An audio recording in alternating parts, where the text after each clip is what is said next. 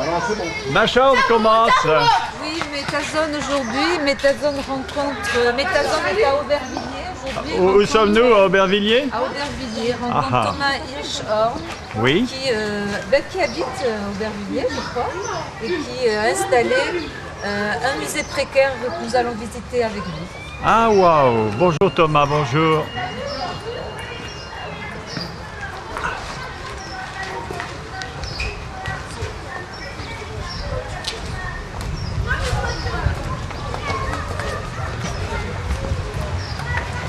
Bonjour. Donc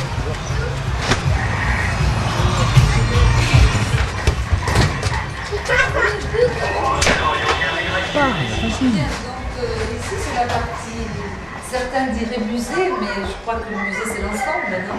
Oui, le musée précaire albiné, c'est un travail artistique, c'est une œuvre d'art que je n'ai pas pu faire tout seul et que j'ai fait avec 39 jeunes de la cité albinée, la cité voisine du musée. Celle qu'on vient d'apercevoir là, Voilà, hein, tout à Thomas. fait. C'est une cité qui a à peu près 500 habitants.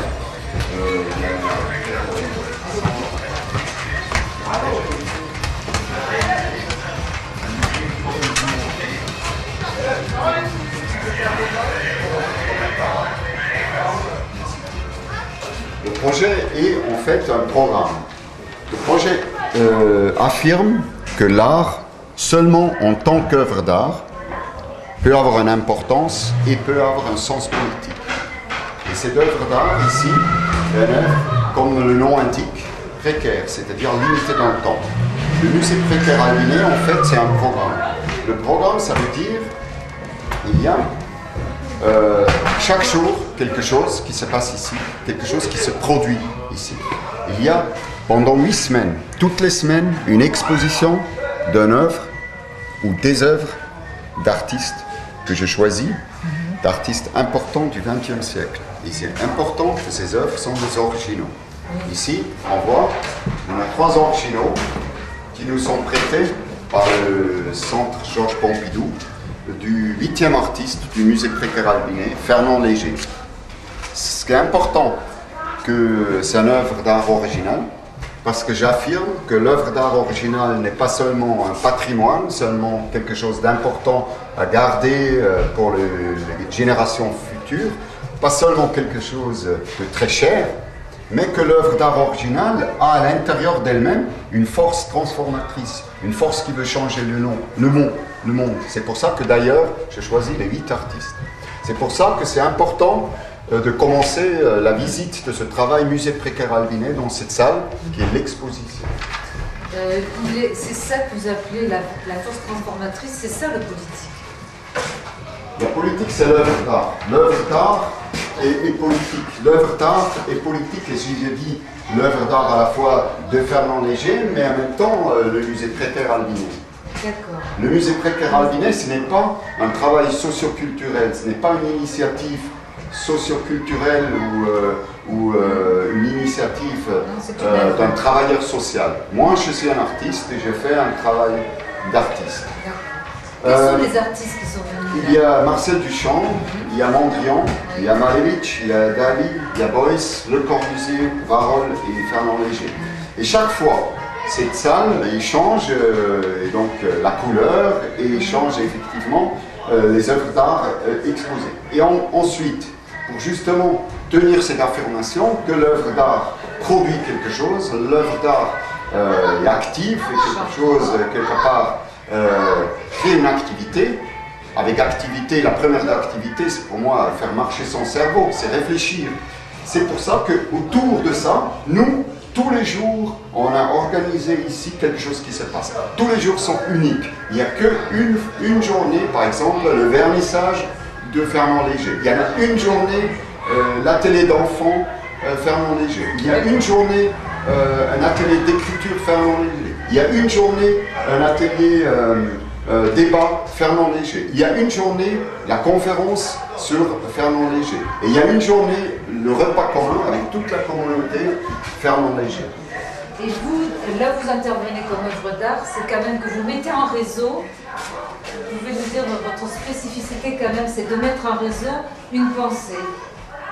Je ne mets pas en raison de penser. Ce que je fais, c'est que j'affirme que les œuvres d'art originales sont nécessaires aujourd'hui pour pouvoir activer la pensée chez quelqu'un. Or, où je dis, les œuvres d'art ont cette force à l'intérieur d'eux-mêmes pour créer une activité, l'activité de pensée chez nous. Mais vous ne peignez pas. Donc ce qui fait votre œuvre, c'est une mise en relation. C'est ça que je voulais dire. Je ne peignais effectivement pas, je m'appelle sculpteur. Voilà. Tout ça, c'est une sculpture, ce qu'on a fait. Donc c'est une sculpture par contre que je n'ai pas pu faire tout seul, comme je vous ai dit, parce que je l'ai fait avec les jeunes, les habitants de la cité. Sans eux, je n'aurais pas pu le faire, et eux, sans moi, ils n'auront pas pu faire le travail. Et vous sculptez aussi avec les mots. Vous avez les articles de presse, avec les reproductions. Vous vous appelez atelier. Je ne sculpte pas avec les mots, je me défends avec les mots. Vous vous défendez, d'accord. Salut Thomas, tu vas bien?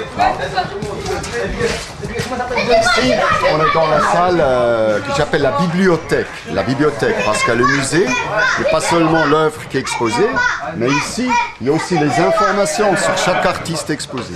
Donc, sur les 8 artistes, on propose tous les livres qu'on a pu trouver actuellement sur cet artiste et sur l'œuvre qui est exposée ici. Il fait des foot.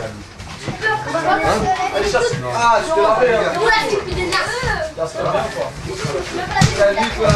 J'ai même pas la Monsieur, faut voir. Je m'en suis posé une question parce que